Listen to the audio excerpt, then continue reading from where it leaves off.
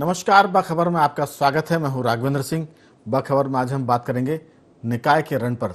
दरअसल हम 2 महीने पहले ही नगर निगम और पंचायत के चुनाव से बाहर निकले, लेकिन कुछ चुनाव ऐसे थे जो रह गए थे। मध्य प्रदेश के 18 जिलों में अभी भी 46 निकायों के चुनाव होने हैं। इस पर सबसे खास बात यह है कि सारे दिग्गजों ने ताकत झोंक दी है। 27 सितंबर को मतदान होंगे और 30 सितंबर को नतीजे घोषित हो जाएंगे।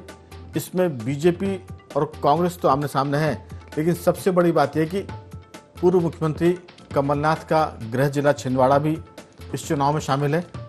इसके अलावा हम बात करें तो पूरा जो आदिवासी इलाका है, मंडा, बालाघाट, सिवनी, बैतूल, रायसेन, खरगोन, बुरहानपुर, खंडवा, झाबुआ, अलीराजपुर समेत ऐसे कई जिले हैं जो पिछड़े और आदिवासी बहुल हैं।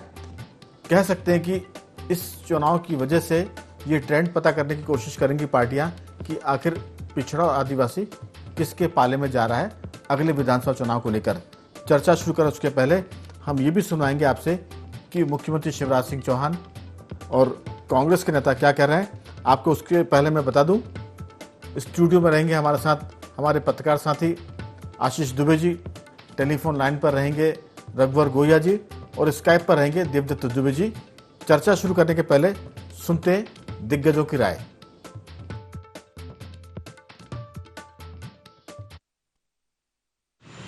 मध्य प्रदेश की जनता इस बात का पूरा विश्वास रखती है कि यदि केंद्र में भाजपा की सरकार है, प्रदेश में भाजपा की सरकार है, तो नगर में और गांव में भी भाजपा की सरकार होनी चाहिए।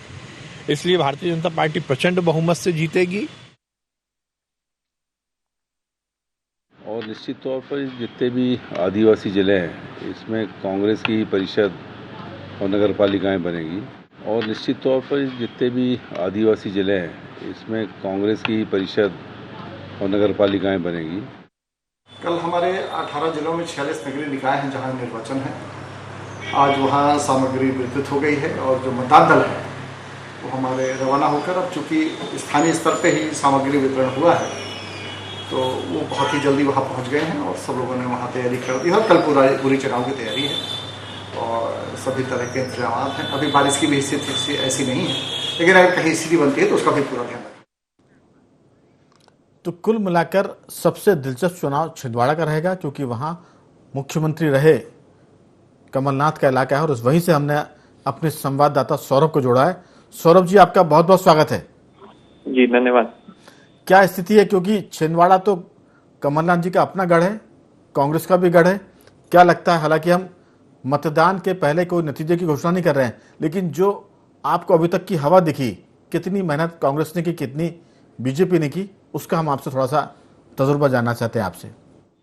जी, मैं आपको बताना चाहूंगा कि कल नगरीय निकाय 6 जगह नगरीय निकाय चुनाव है छिंदवाड़ा में। और जो छिंदवाड़ा का चुनाव नगरीय निकाय का काफी हाई प्रोफाइल बन चुका है, क्योंकि जहां एक और पूर्व सीएम कमलनाथ एवं सांसद एवं उनके पुत्र सांसद नकुलनाथ ने चुनाव पूरे जो 6 नगरीय चुनाव उधर हर जगह उन्होंने रोड शो और प्रचार किया है। वही हम बीजेपी की बात करें तो सीएम शिवराज सिंह चौहान जी, बीडी शर्मा जी, गौरी शंकर बिसेन जी, ये सब ने मतलब अपनी पूरी ताकत झोंक रखी है, जो कि इस दोनों पार्टियों के लिए अपनी अपनी ओर से प्रेस्टीज पॉइंट बन गया है छिंदवाड़ा का नगरीय निकाय चुनाव। सौरभ, एक बात, यहाँ कितने सालों से कांग्रेस काबिज है?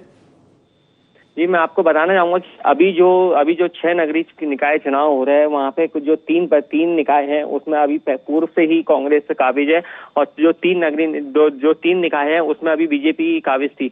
मगर इस समय जो हम स्थिति देख रहे हैं कि मतलब हम कह नहीं पा रहे हैं कि इस समय यहाँ पे नगरीय निकाय चुनाव में किसकी परिषद बैठने वाली है, क्योंकि दोनों पार्टियों ने अपनी पूरी ताकत झोंक रखी है। बिल्कुल सौरभ जी, चुनाव बहुत कांटे का है और मुख्यमंत्री शिवराज सिंह चौहान, बीडी शर्मा, उधर से कमलनाथ और नकुलनाथ जी उनके चिरंजीव, सब ने दाव लगा रखा है। आपने हमको जानकारी दी, बहुत बहुत धन्यवाद आपका।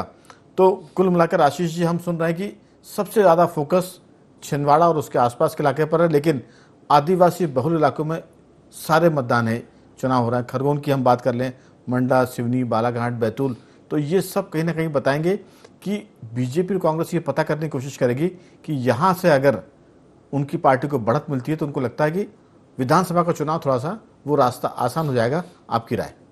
बिल्कुल ये बात सही है। अभी एक बहुत बड़ा चुनाव वैसे ही नगरीय निकायों का हुआ है, उससे कौन बहुत सारी चीज़ें भी सामने आई हैं। तो ये एक अभ्यास जैसा फिर हो जाएगा कि और क्लियर हो जाएगा कि इसमें क्या स्थिति, क्योंकि ये एक तो ओबीसी पिछड़ा और जो आदिवासी इलाका है, वहाँ ये इलाका मेन है इस बार चुनाव का, और पूरा लगभग वो इलाके हैं। तो इसलिए चाहे वो झाबुआ के आसपास हो, चाहे शहडोल हो, और चाहे ये सारी जो आदिवासी बेल्ट है, यहाँ पर पूरी ताकत बीजेपी ने काफ़ी समय से झोंकी हुई है और वो बहुत सारे अभियान चलाए हुए हैं इन सारे इलाकों में। उसने कांग्रेस भी इस पे अपना दावा कर रही है, क्योंकि कांग्रेस के पास विधानसभा चुनाव में आदिवासी क्षेत्रों से लीड है। बिल्कुल। तो इसलिए कांग्रेस और भाजपा दोनों के साथ साथ ये दोनों, शिवराज सिंह चौहान और कमलनाथ, दोनों के लिए एक व्यक्तिगत उनका जो परफॉर्मेंस है उसका भी एक टेस्ट है ये, कि वो उनका व्यक्तिगत, क्योंकि देखिए इस चुनाव में ज़्यादा कहीं बहुत बड़ा अभियान ऐसा देखने को आया नहीं, बहुत सारे नेता कहीं जुटे नहीं, जो अपने क्षेत्र के हैं उन्होंने प्रचार किया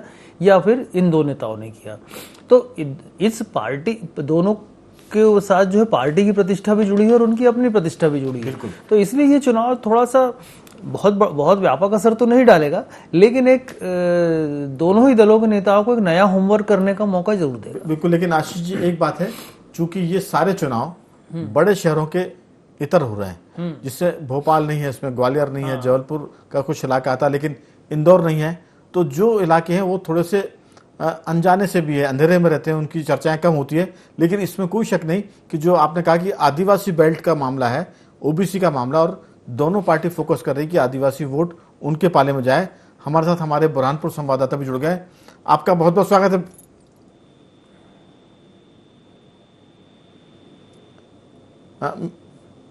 सुनील जी, मेरी आवाज सुन पा रहे हैं? हाँ जी सर, जी सर, सुन पा रहा हूं। दरअसल सुनील जी, बुरहानपुर की सीट तो बीजेपी ने जीती थी नगर निगम में, लेकिन बुरहानपुर के आसपास के जो नगर पालिका के चुनाव हैं उनको लेकर क्या स्थिति है? क्या बीजेपी वहां बढ़त बनाती हुई दिख रही है या दोनों पार्टियों ने पूरी ताकत लगाई है? क्या देखा आपको चुनाव में? देखने को ये रहा है कि जो नेपा नगर परिषद पालिका के जो चुनाव है, जिसका कल मतदान होने जा रहा है, तो वहीं पे ये देखने को मिला है कि वार्ड के अंदर वहाँ 24 वार्ड है और लगभग उसकी जनसंख्या 24,000 है। लेकिन बीजेपी में एक खासियत देखने को मिली है कि उनमें गुटबाजी जरूर है, लेकिन वो सब लोग इकट्ठे होने के बाद में पूरी ताकत उन्होंने सुनील जी, चूंकि कल मतदान है, हम इस बात का ध्यान रखेंगे चर्चा में कि हम किसी पार्टी को नहीं बताएंगे कि कौन पार्टी बढ़त बनाए हुए, कौन पीछे चल रही है। सिर्फ जिन पार्टी के नेताओं ने ताकत लगाई है, आप उनके नाम का उल्लेख कर सकते हैं। मतदान के बाद जरूर बात करेंगे कि किसका जोर ज्यादा था, किसका कम था। जी, मैं यही बता दूं कि जो यहाँ पर जो मुख्यमंत्रियों ने सभा को संबोधित किया है, मंत्रियों का दौरा हुआ है, बीजेपी के जो मंत्री थे वो लोगों का दौरा हुआ, वहीं पे कांग्रेस ने जो आए हैं नेता, उसमें अरुण यादव जी आए थे, और ये कहीं ना कहीं मतलब एक वो है। लेकिन वहाँ की जनता का ये कहना है कि यहाँ पर विकास के नाम पे कुछ नहीं है, क्योंकि वहाँ एक मात्र नेपा मिल है, पेपर मिल, उसके भरोसे पे उनका परिवार चलता है। लेकिन आसपास के जो ग्रामीण क्षेत्र जुड़े हैं जिसमें रोजगार नहीं है, तो कई लोग वहाँ से पलायन कर रहे हैं। इसके पहले जो चुनाव हो रहे हैं नेपा नगर में, वहाँ बीजेपी कांग्रेस कितने बार जीती है? पिछली परिषद किसकी थी वहाँ? पिछली बार 200 वोटों से वो अध्यक्ष पद हारे थे, वो बीजेपी की थी। अच्छा, बीजेपी वहां काबिज थी, और ये चुनाव एक तरह से बीजेपी से छीनने का होगा कांग्रेस के लिए। और आपने बताया कि अरुण यादव ने वहां काम किया, काफी मेहनत की है, लेकिन क्या विजयलक्ष्मी साधो भी आई थी उस तरफ चुनाव के लिए? कौन? विजयलक्ष्मी साधो? नहीं, वहाँ नहीं आए थे। अच्छा। ये वहाँ पर केवल अभी इस चुनाव के अंदर तो ये आए थे, अपने मुख्यमंत्री बीजेपी से आए थे, और काफी नेता मंत्री तुलसी सिलावट जी और जो सांसद महोदय और यहाँ के विधायक सभी लोगों ने मतलब पूरे एक होकर उन्होंने पूरी ताकत लगा दी। 24 वार्ड है वहाँ और 24,000 की लगभग जनसंख्या, और महिला सीट है जिसमें बीजेपी 17 सीट महिला को दी है और कांग्रेस ने 14 सीट दी है लगभग। बिल्कुल। और जी एक बात और, क्या बारिश की स्थिति है? मतदान की क्या पोजीशन लगती है? क्योंकि मतदान जितना होगा मुझे लगता है कि उतना बीजेपी कांग्रेस दोनों अपने हिसाब से अपना गणित बैठाने की कोशिश करेंगे। हाँ, मतदान की स्थिति तो काफी अच्छी है, क्योंकि पानी खुला हुआ, इधर बारिश का मौसम नहीं नजर आ रहा है। अच्छा। खुला पूरा बादल है, इसलिए यहाँ बारिश नहीं आएगी। तो लगभग मतलब काफी सुबह 7 बजे से मतदान जो होगा 5 तक, तो लगभग वो 80-85% तक के तो मतदान होने की संभावना है। बिल्कुल। असल में स्थानीय चुनाव में लोग हर आदमी को ढूंढ कर वोट डलवाते हैं। विधानसभा में शायद परसेंटेज कम जाता, लेकिन लोकल के इलेक्शन में वोट ज्यादा डालते हैं। सुनील जी, आपने हमसे चर्चा की, आपका बहुत बहुत धन्यवाद। कुल मिलाकर देवदत्त जी आपने सुना, हमारे साथ रघुवर गोहिया जी भी फोन पर हैं, लेकिन मैं पहले आपके पास आ रहा हूँ। काफ़ी खबरें आपने इस पूरे मुद्दे पर छापी हैं, जो भोपाल, इंदौर और ग्वालियर के अलावा चुनाव हो रहे हैं, खासतौर से आदिवासी बेल्ट में। क्या लगता है और किस ढंग से पार्टियां इस इलेक्शन को गंभीरता से ले रही हैं? देखिए, पिछले हम कुछ महीनों से जो देख रहे हैं कि भाजपा और कांग्रेस दोनों की नज़र आदिवासी वोट बैंक पर है। सत्तारूढ़ दल भाजपा की तरफ से प्रधानमंत्री, गृह मंत्री अमित शाह लगातार आदिवासियों के कार्यक्रम में जबलपुर, भोपाल आते रहे और कमलनाथ तो शुरू से ही आदिवासियों जो छिंदवाड़ा का प्रतिनिधित्व करते रहे हैं, तो उनके प्रति उनका लगाव या उनकी वो ताकत जानते रहे। और 2018 के पहले उन्होंने जैस के साथ जो समझौता करके सरकार बनाई, उसमें आदिवासियों का बहुत बड़ा रोल था। तो ये 2003 के बाद के जितने परिणाम हम और आप देखते हैं, 3, 8, 13 और 18, आदिवासी जिधर रहा उधर की सरकार बनी। इस कारण ये जो आदिवासी 22% वोट बैंक है, उस पर दोनों दल की नज़र है। और ये जो नगरीय निकाय के 46 चुनाव हो रहे हैं, इनमें अधिकांश आदिवासी बाहुल इलाके हैं। इस कारण दोनों दल ताकत लगाए हुए हैं, क्योंकि इसी से 2023 के लिए एक माहौल बनेगा कि ये वर्ग हमारे साथ आ गया है, ये वर्ग हमसे जुड़ गया है, हम 23 में सरकार बनाएंगे। या अपनी अपनी जैसे 6माही परीक्षा होती है, तो ये देख रहे हैं कि हमारी स्थिति क्या है जमीन में इस वर्ग के बीच। इस कारण ये बहुत महत्वपूर्ण है। लेकिन देवदत्त जी, कुछ हाँ जी पूरी करें आप बात जी। और कुछ ऐसे भी चुनाव हो रहे हैं जहां जो जैसे 7 बार के जीते विजय साय हैं, उनके इलाके में चुनाव हो रहे हैं। 8 बार के सबसे सीनियर लीडर विधायक, विधानसभा में मंत्री गोपाल भार्गव के गढ़ाकोटा में हो रहे हैं। नगरीय प्रशासन मंत्री भूपेंद्र सिंह के खुरई में हो रहे हैं। तो ये जो जैसे विजय लक्ष्मी साधो, झूमा सोलंकी, जो लगातार अपने विधानसभा क्षेत्रों में अच्छी पकड़ रखते हैं, उनके इलाकों में भी हो रहे हैं। तो इन लोगों के लिए व्यक्तिगत हो गया है कि उनको ये जिताना जरूरी है 2023 के पहले, कि हमारी स्थिति अभी भी वैसी ही पकड़ है हमारे क्षेत्र में जैसी पहले। लेकिन देवदत्त जी, दरअसल जैश का आपने जिक्र किया कि जैश के साथ होने से कांग्रेस ने आदिवासी क्षेत्रों से विधायक काफी संख्या में जिता कर ला पाए, लेकिन इसके पहले गोंडवाना गणतंत्र पार्टी भी हुआ करती है।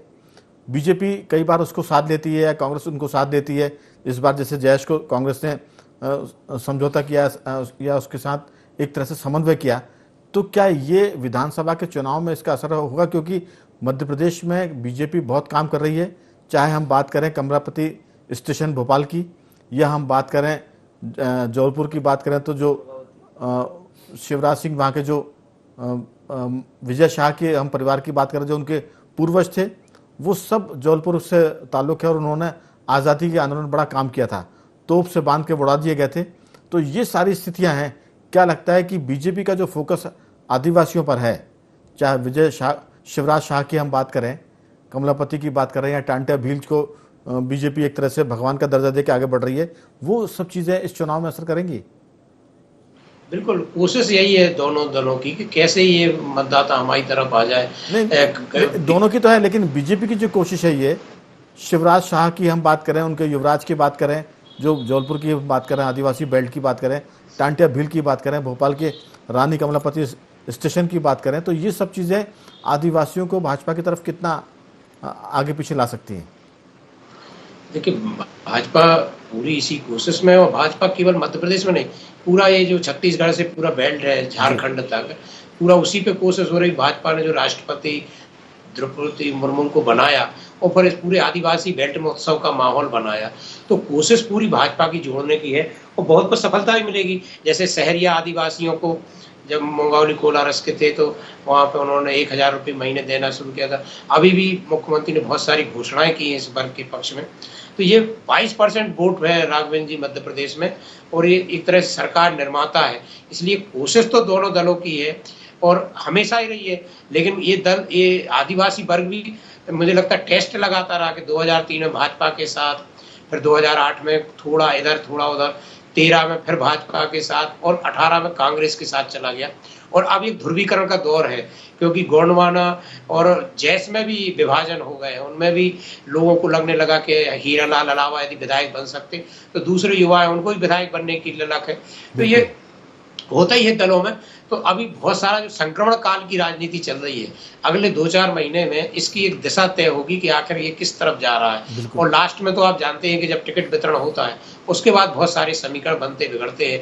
अब जैसे 47 सीट इस बार के लिए आरक्षित है, तो दोनों स्वाभाविक है, दोनों दल आदिवासियों को टिकट देंगे, तो वैसे ही आधा आधा हो जाता है जब 2 आदिवासी आमने सामने लड़ेंगे। तो ये कोशिशें उस समय अलग तरीके की हो जाती है। उस समय जब जो बेहतर प्रत्याशी दे देगा, जिसने काम किया है, जिसकी थोड़ी जमीनी जमावट ज्यादा अच्छी, उसको फायदा मिलेगा। बिल्कुल कह सकते हैं कि दोनों पार्टियों ने निशाना साध रखा। अब ये वोट किस तरफ आके किसके खाते में जाते हैं ये अभी 46 निकायों के चुनाव के नतीजे बताएंगे। लेकिन इससे मुझे नहीं लगता कि विधानसभा की हम राय अभी से बना लें, क्योंकि निकाय के चुनाव का अलग मूड माहौल रहता है और विधानसभा का अलग रहता है। मैं लौटूंगा आपके पास। रघुवर जी, मेरी आवाज सुन पा रहे हैं? जी बिल्कुल, आपकी आवाज आ रही है। दरअसल 18 जिले मध्य प्रदेश के, जहां 46 निकायों में चुनाव होने और सबका फोकस आदिवासी वोट बैंक पर है। बीजेपी ने पिछले 1-1.5 साल से हम कहें तो एक तरह से अभियान चला रखा है। मैंने जिक्र किया कि भोपाल में रानी कमलापति स्टेशन, इसके बाद शिवराज शाह, उनके बेटे, जौलपुर में उनको काफ़ी याद किया गया। टांटिया भील की हम बात करें, विजय शाह जो मंत्री हैं वो खुद लगे हुए हैं इस पूरे मामले में, शिवराज सिंह लगे हुए हैं। कांग्रेस की तरफ से अरुण यादव, कमलनाथ और विजय लक्ष्मी साधु जैसे लोग ये भी काम कर पा रहे हैं। क्या लगता है आपको, ये चुनाव के नतीजे क्या मध्य प्रदेश में विधानसभा की दिशा तय करेंगे कि आदिवासी किस तरफ जा रहा है? मध्य प्रदेश की दिशा तय करना तो एक अलग मामला है, लेकिन ये जरूर है राघवेंद्र जी कि ये जो चुनाव हो रहे हैं 46 निकायों के, जिसमें 17 नगर पालिका परिषद के चुनाव हैं और 29 नगर परिषद के चुनाव, जिनमें 6 नवगठित नगर परिषद हैं जी। तो हम ये जरूर कह सकते हैं कि मध्य प्रदेश के स्तर पे मुख्यमंत्री शिवराज सिंह चौहान जी और कांग्रेस के प्रदेश अध्यक्ष पूर्व मुख्यमंत्री कमलनाथ जी की प्रतिष्ठा का ये सवाल है। और आने वाले 2023 में जो मध्य प्रदेश के चुनाव होंगे, तो ये निश्चित है कि वो उसके लिए एक संकेत तक के रूप में जरूर काम करेंगे कि अगर भाजपा आदिवासी वोटों को कन्वर्ट करने में सफल हो गई अपने पक्ष में, तो निश्चित रूप से हम ये कह सकते हैं कि भारतीय जनता पार्टी पुनः 2023 में सरकार बनाने के लिए सक्षम सशक्त लेकिन ये निकायों के चुनाव के मुद्दे अलग होते हैं, विधानसभा के बहुत अलग होते हैं। लेकिन जैसा कि देवदत्त दुबे जी ने भी कहा कि स्थानीय स्तर पे गोपाल भार्गव जी और शाह जी, इस तरह के जो नेता लोग काम कर रहे हैं, तो एक तो उनकी भी प्रतिष्ठा का सवाल होता है। और जो स्थानीय स्तर पे जो रघुवर जी, ये सारे दिग्गज तो विधानसभा चुनाव में खुद ही दांव पे लगे होंगे, तो वो कितना अपने तरफ ला पाएंगे? क्योंकि मैंने कहा कि निकाय के चुनाव में बहुत ही लोकल इश्यू होते हैं, जैसे हमारे बुरहानपुर संवाददाता सुनील बता रहे थे कि लेकिन ये सारे जितने नेता हैं स्थानीय स्तर के, ये उनको फीड तो जरूर करते हैं जी, चाहे कांग्रेस हो, चाहे बीजेपी हो, चाहे जयस हो, बिल्कुल अपने पक्ष में, अपने फेवर में वो वोटर्स को तो प्रभावित करने का पूरा प्रयास करते हैं कि हमारे। लेकिन इसमें कोई शक नहीं, ये एक तरह की प्रैक्टिस है। हम क्रिकेट की या खेल की भाषा में कहें तो ये प्रैक्टिस है जी, ये प्रैक्टिस है, नेट प्रैक्टिस हो रही है। और फिर मैच प्रैक्टिस में कितना नेट प्रैक्टिस अपनी जगह होती है, लेकिन नेट प्रैक्टिस वाला प्लेयर मैच में कितने रन बनाता है, ये कई बार उल्टा पुल्टा हो जाता है। आशीष जी, दरअसल सारा मामला लोकल इश्यू पर है। बुरहानपुर संवाददाता कह रहे थे कि विकास के मामले पर भी वो लोग बात करेंगे, क्योंकि वहाँ सिर्फ एक मिल की बात कर रहे थे जो रोजगार का जरिया है। और सीधी सी बात है कि स्थानीय चुनाव में हर आदमी ये पता करता है कि कौन से चाचा ने, कौन से काका ने, कौन सी बुआ ने वोट डाला कि नहीं डाला है, और हर आदमी का एक निजी मतलब पर्सनल इंटरेस्ट होता है। लेकिन इसमें कोई शक नहीं कि बीजेपी बड़ी कोशिश करे। इसको मालूम है कि 2018 में आदिवासी वोटर की वजह से आदिवासी क्षेत्र उसके हाथ से छिटक गया था, इसलिए विधानसभा में उसकी सरकार उसके हाथ से निकल गई थी। तो बीजेपी का फोकस बहुत तगड़ा है। कांग्रेस कितनी गंभीर इस मुद्दे पर? कांग्रेस को तो लगता है कि आदिवासी वोट उसके साथ है, तो वो उसके आगे का होमवर्क करती है, ऐसा लगता है। क्योंकि कमलनाथ का खुद का क्षेत्रीय आदिवासी इलाके बहुल है वहाँ पर, और वो उस चीज़ को ज़्यादा बेहतर समझते हैं कि आदिवासी कहाँ विभाजित है, कहाँ एकजुट है, कैसे उसे करना है। और वो पहले भी इस तरह से कर चुके हैं, अपना खुद का चुनाव वो इसी तरह के मैनेजमेंट से जीतते हैं। लेकिन हाँ, अभी वो जो उनका खुद का चुनाव था विधानसभा का जी, बड़े कम मार्जिन से जीते थे, बड़े कम से जीते। और उनका उनके जो बेटे हैं नकुलनाथ, लोकसभा का चुनाव भी वो बड़े कम मार्जिन से, बहुत कम मेरे ख्याल से 26-27 हजार वोटों से लोकसभा का चुनाव जीते थे। तो ये जो उनका पूरा गणित था, लेकिन वो खुद सत्ता में थे। वही मैं बोल रहा हूँ कि वो मैनेजमेंट से जीतते रहे, जिस तरह का वो आदिवासी बहुल इलाका और वहाँ जिस तरह का दबाव मुझे लगता है कि पिटा हुआ था विधानसभा के और लोकसभा उपचुनाव में, क्योंकि विधानसभा में उनको हजारों मैंने 1-8 लाख के आसपास वोट से जीता था, और नकुल नाथ को भी छिंदवाड़ा सीट को 1 लाख से ऊपर तो कम से कम जाना चाहिए था, क्योंकि पिताजी सरकार मुख्यमंत्री है, वही खुद नया चेहरा था। वही ऐसा लगता है ना कि जो भी जीत पाए वो भी उतना ही वो तिकड़ा में ही थी जी। तो वो इसलिए बावजूद इसके भी, चूंकि आदिवासी एक फोकस में है और सारी तरह से कमलनाथ भी चाहेंगे और शिवराज भी चाहेंगे कि वो उनके पॉकेट में आए, उनके वो वोट पूरा। लेकिन इसके बाद भी देखिए, ये चुनाव जो है ये आदिवासी भर उसका नहीं है, ये चूंकि कस्बे हैं, क्योंकि नगरीय निकाय हैं, ये शहर हैं, छोटे छोटे शहर हैं और बड़े शहरों के पास बसे हुए शहर हैं, तो जिनकी अपनी जो आकांक्षाएं होती हैं, जिन अपनी जो जरूरतें होती हैं, वो भी किसी शहर के जैसी होती हैं। तो उनका अपना एक माइंडसेट होता है, उसमें सरकारी कर्मचारी भी बहुत सारे होते हैं इस तरह के शहरों में। बिल्कुल। तो ये सरकारी कर्मचारी, कुछ आदिवासी, कुछ पिछड़े, कुछ व्यापारी वर्ग, तो ये इन सारी जो लोग हैं उनकी जरूरतों का या उनकी नाराजगी का या उनके कोई और नए जो भी उनके विचार होंगे उसका एक बेशक उसका निचोड़ ये जो है ये रिजल्ट होगा। लेकिन निर्णायक वोट तो आदिवासी का होगा। निर्णायक वोट आदिवासी का होगा, लेकिन वो आदिवासी इसमें वैसे नहीं है जो बिल्कुल जंगल में रह रहे हैं। ये आदिवासी शहरी, लगभग कस्बाई शहरी आदिवासी हैं, जो कहीं नौकरी करते होंगे, रोजगार करते होंगे, व्यापार करते होंगे, कुछ परंपरागत भी होंगे। तो ये क्योंकि नगरीय निकाय का चुनाव है तो इसलिए कह सकते हैं कि वो अब आदिवासी नहीं है, उनमें लगभग शहरी मेट्रोपॉलिटन भी है उनमें, और अब आप उनको उतना सीधा नहीं मान सकते, उतना सीधा नहीं मान सकते। बिल्कुल सही बात है। इसलिए ही ये चुनाव जो है ये एक नया है, ये गांव वाले आदिवासी नहीं है।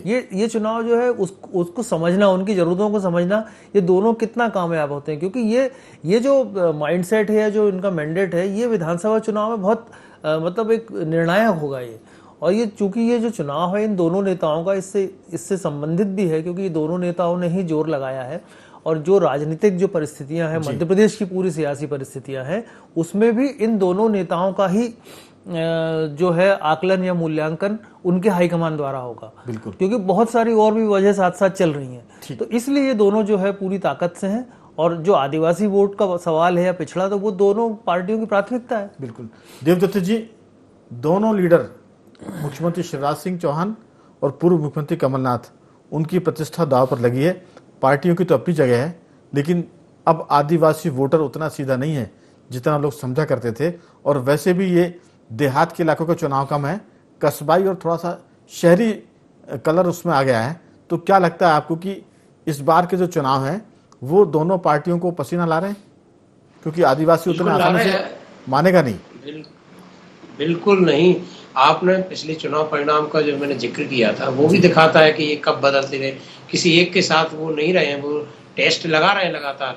और इसीलिए दोनों ही नेता भरसक प्रयास पिछले एक पखवाड़े से कर रहे हैं कि हम अपनी बात उनको समझा पाए कि हम या हमारा दल आपके हित में ज्यादा अच्छे से काम कर रहा है। शिवराज सिंह चौहान ने तो छिंदवाड़ा की सभा में कहा भी था पिछले दिनों कि आपने विधायक भी दिया, कांग्रेस को सांसद भी दिया, कम से कम नगर पंचायत और इनके परिषद के अध्यक्ष तो हमको दे दो।